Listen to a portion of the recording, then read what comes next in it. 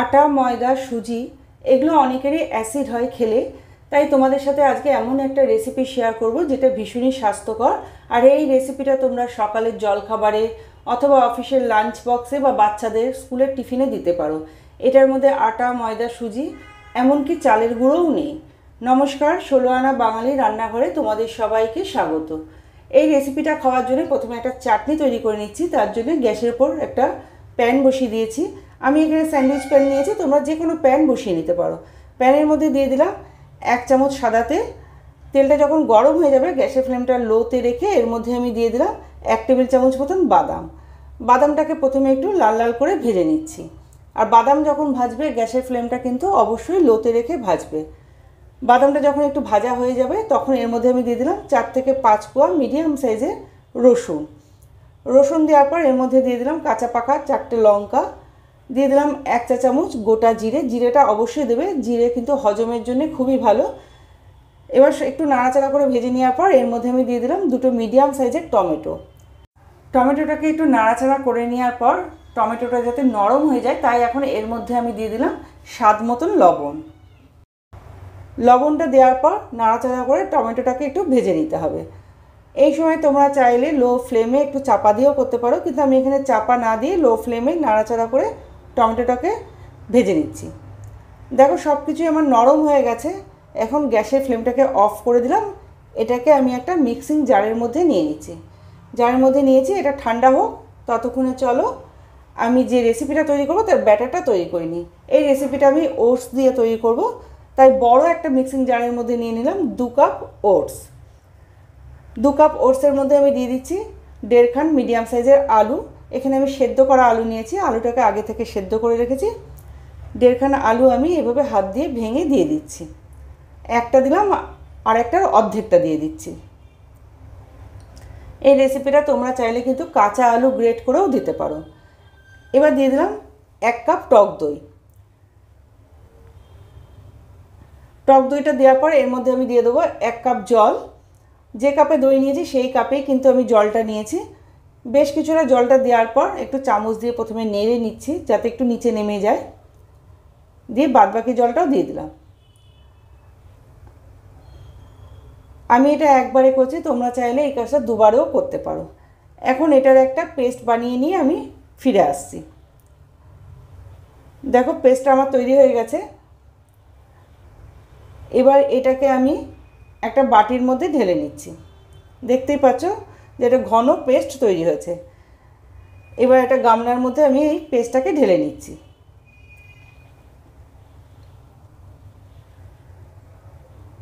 এবার ওই মিক্সিং জারের মধ্যেই আমি কিন্তু একটু জল দিয়ে সেই জলটাও কিন্তু এই ব্যাটারের মধ্যে দিয়ে দেবো।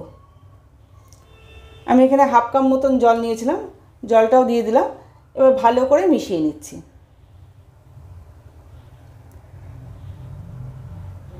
এখন এর মধ্যে আমি দিয়ে দিচ্ছি স্বাদ মতন লবণ।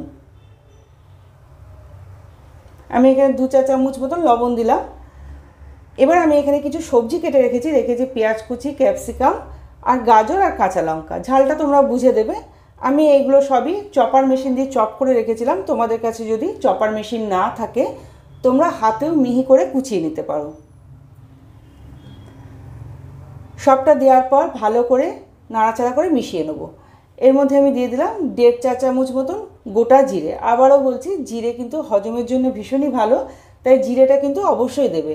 এবার সব কিছু নাড়াচাড়া করে আমি ভালোভাবে মিশিয়ে নিচ্ছি।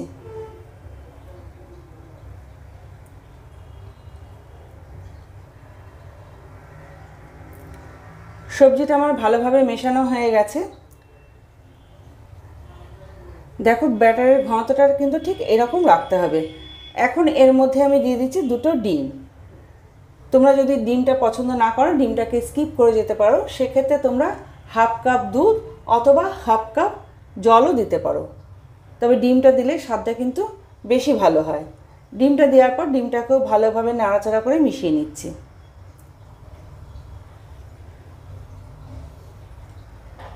ডিমটা ভালোভাবে মিশিয়ে নিলাম।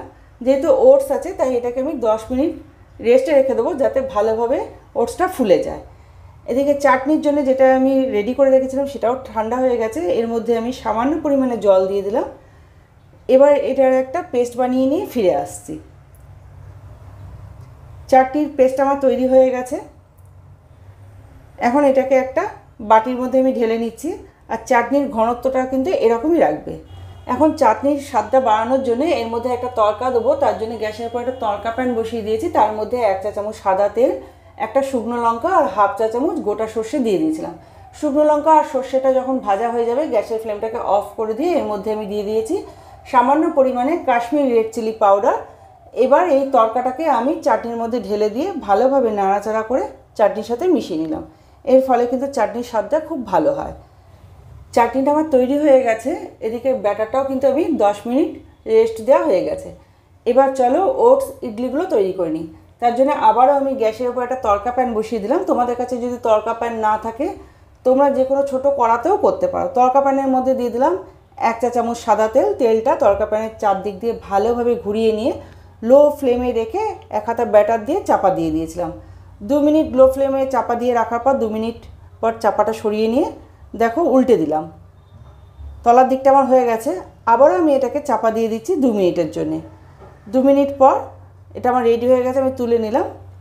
তোমাদেরকে আরেকটা আমি ভালো করে দেখাচ্ছি, কারণ প্রথমটার ক্ষেত্রে যখন চাপাটা সরাই সেটা আমি তোমাদের দেখাতে পারলাম না। তাই আবারও তড়কা প্যানের মধ্যে 1 চামচ সাদা তেল দিয়ে দিলাম।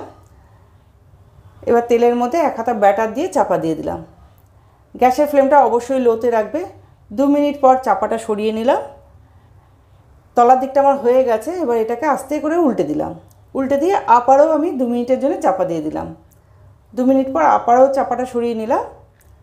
এবার উল্টে দেখাচ্ছি তোমাদের। দেখো দুটো পিঠই আমার হয়ে গেছে। এইভাবেই আমি সবগুলোকে তৈরি করে নেব। এটাকেও আমি তুলে নিচ্ছি। আর এই রেসিপিটা কিন্তু খেতে ভীষণই ভালো হয়, ভীষণই হেলদি একটা রেসিপি। যেহেতু এর মধ্যে আটা, ময়দা, সুজি, চালের গুঁড়ো কোনোটাই নেই। তোমরা বাচ্চাদের স্কুলের টিফিনে বা লাঞ্চ বক্সে বানিয়ে নিতে পারো বা সকালে জলখাবারেও খেতে পারো।